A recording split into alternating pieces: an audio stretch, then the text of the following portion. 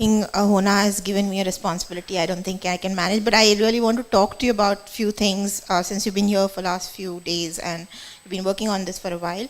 But before I begin, I just want to say the session was going to be taken by my colleague Gautam Bhan, who's unfortunately not here today because he is actually on the forefront of protest against the Supreme Court judgment yesterday, and just wanted to say that we stand in solidarity behind him. Okay, so quickly moving on before I actually talk about IHS and what we do and how we see this National Student Challenge. Let me ask, like, what has been the experience for all of you with NSC, and are there any other such spaces available for you in your colleges? So, first question, some responses about how has this experience been. I know, I mean, there'll be winners and losers at the end of the day, but just how we always say it's the process, and some feedback from some of you. Okay, the lunch was really heavy and all of you are sleeping. Should I come make you do some exercises? Tell me, how was the experience with NSC? Yeah, hi, this is Vatsal from Team Kaizen. So for me, I feel it's a great learning ground for young entrepreneurs, and I think such places can actually veer the direction of career of many. So what I have seen, including myself, we have great ideas. We feel like we can do something, but at the end of the day, it's a permanent salary job which is stuck you, or the future of a good package, which is the whole scene in the society. So such grounds, I think, meeting with people, seeing these places, gaining the confidence that yes, there are some people, some great people, great institutions who realize that your potential can be used. So that way, I think it's a great initiative, and also being seen some of the accelerators and incubators, I feel this type of setup is totally different. And the 2-day event, including the drum jam yesterday and today's games and all, I feel you people are doing a great job. All the best, and thank you. Okay, let me just say, I'm not wishing for compliments. I want you to reflect more on what has been, like, what did you learn or what did you think? How has it helped you?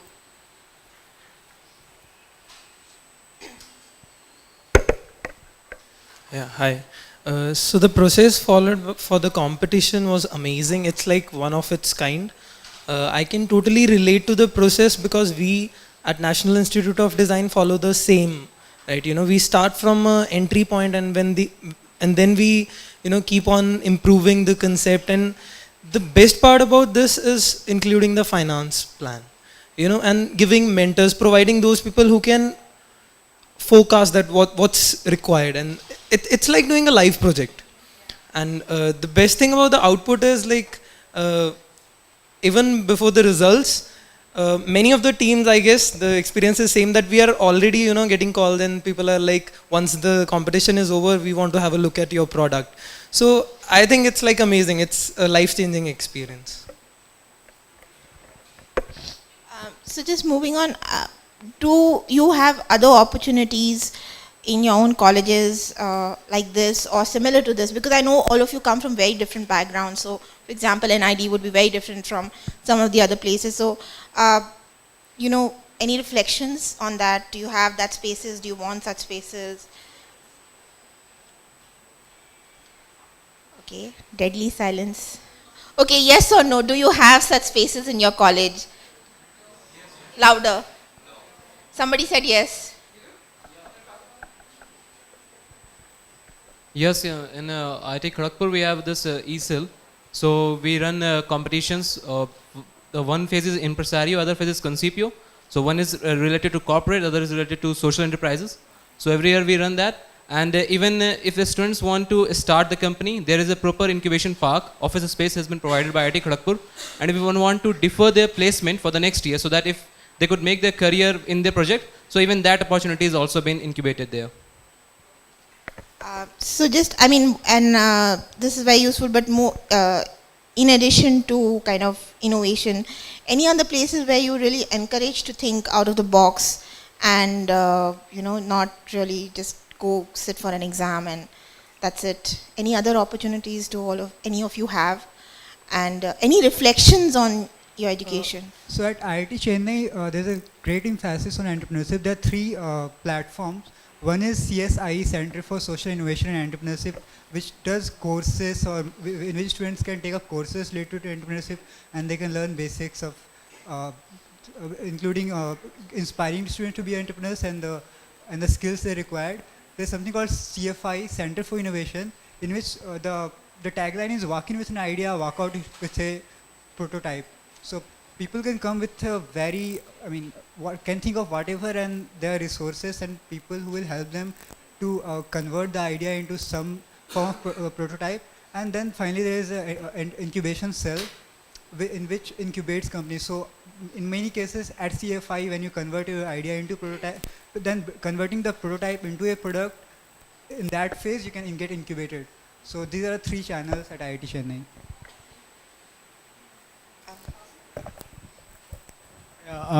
In CEPT, I'm from CEPT, and we have a course usually in a semester, which is a studio course, and that is where we have like the game we played today. It is a very similar kind of approach. We do it in a semester. So we are given a site or something like that. From IIT Delhi, although IIT Delhi does have a very set up platform for entrepreneurship, but there's nothing for sustainable development within IIT Delhi. Even the number of courses that we have do not include sustainability or urban planning. The problem in IIT Delhi is that we focus a lot on academic, and we failed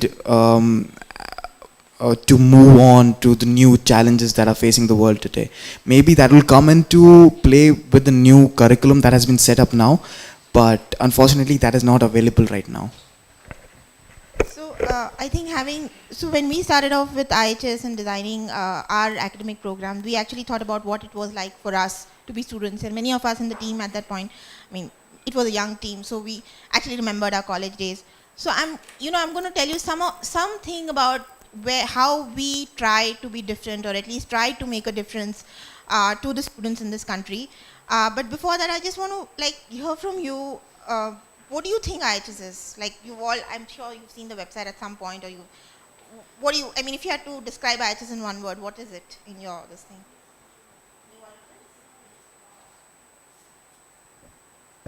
Promoting sustainability. One word, sustainability. Okay. That's maybe one of our objectives. But what do you think IHS is? What kind of a creature is IHS?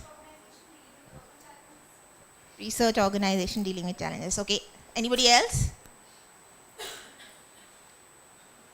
No? Change makers. Okay. No. He's speaking from the website. Oh. Okay, that's okay. Maybe I should pull down the website. No, okay, don't read from the website. Tell me, you've come here, you've come for 2 days, you've been working on this for what, how many months now? 6 months. You must know something about us. What do you think we are? Obviously, they don't know anything. There's no right or wrong. What is your perception about us? Change makers. Change makers, okay. I banned the word change makers. What else?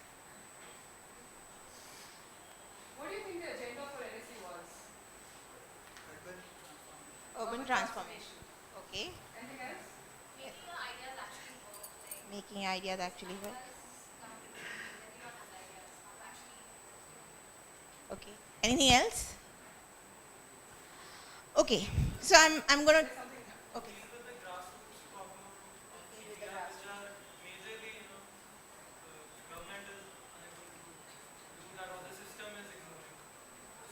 Okay.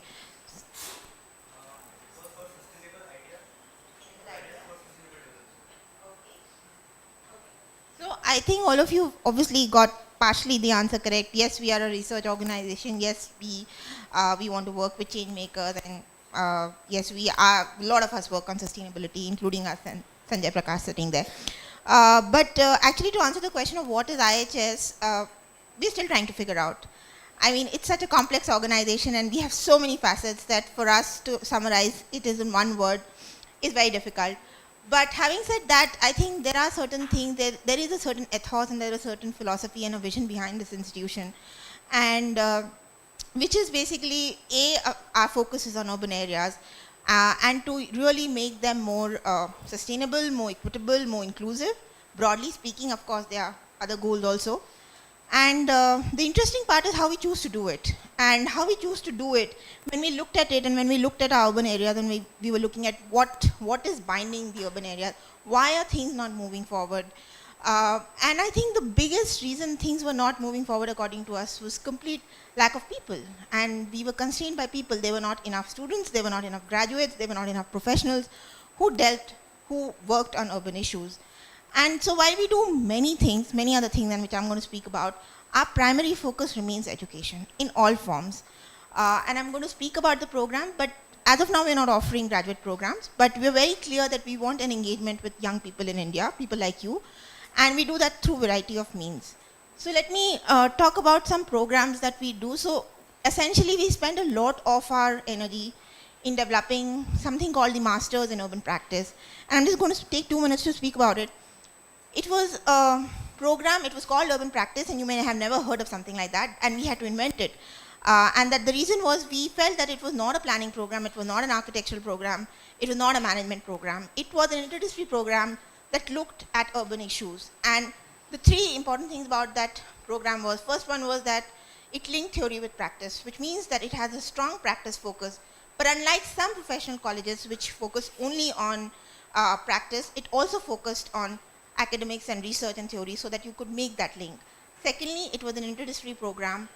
And lastly, we were very clear that if we wanted to make any change, it had to be an inclusive program, which means that we made sure that we didn't get people from select cities, from select classes of society, but we went out and got more people. So that was the Masters in Urban Practice. We also plan to offer Bachelors in Urban Practice. However, we cannot do that at the moment because of certain regulatory issues. So what we do have instead is UPP, Urban Practitioners Program, where we offer short courses from anything between 2 days to say 2 weeks in a range of issues. And I'm just going to show you this. Clicker.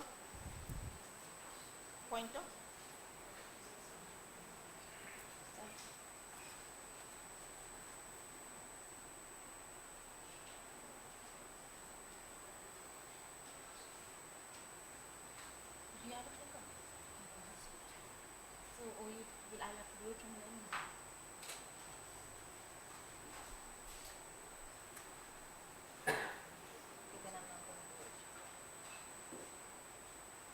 Okay, so this is just to pick up few of the courses that we've offered. Like GIS has been a very popular course of ours, but also UNDP program, a joint program on resilience planning, which is actually happening upstairs as we speak. And so this is another one of our initiatives. Apart from teaching, the other things, the other 2 major parts are actually research and practice. So yes, somebody said we are a research organization, we are, and we work on a range of issues like sustainable development, some of you spoke about that, but also urban poverty and inclusive development is another one of our major issues that we work on, livelihoods, land, etc. And the last part is actually that we are also a practice organization. So we've started only last year, but we believe in engaging in practice. And I think what is important is that it's not practice as in different consulting firms that you see around, but our focus of our practice is also to make some change. And we do that through a variety of means. We do handholding with the government. We do work with private sector organizations. We work with grassroots organizations to make things happen. So these are the 3, so teaching, capacity building, which is the short program, practice program, and research programs.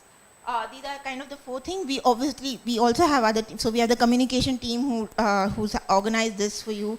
We have the media lab, and we have a geospatial lab. So these are the different components of IHS. So to come back to about what IHS is, we see ourselves as a place where all these things happen, where research, practice, and teaching happen together. And we are very, very focused on, trying to run linkages between them. Come back to the issue of teaching. Any questions before actually?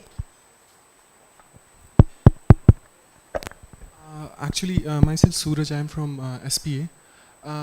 Apart from the everything that you talk about is like about the institution, that how does it work and which sectors it has. But the competition, actually I would like to talk about one very small thing that we talk about here, urban challenge and urban development, and we also parallelly talk about how to marketize your ideas, into practical fields. But we, we have seen in yesterday in many of the presentation that we do have some sort of, social problem in a society which can be marketized. So once you be balanced with the idea, with the marketing strategy, lots of main problem the society got, somehow missed.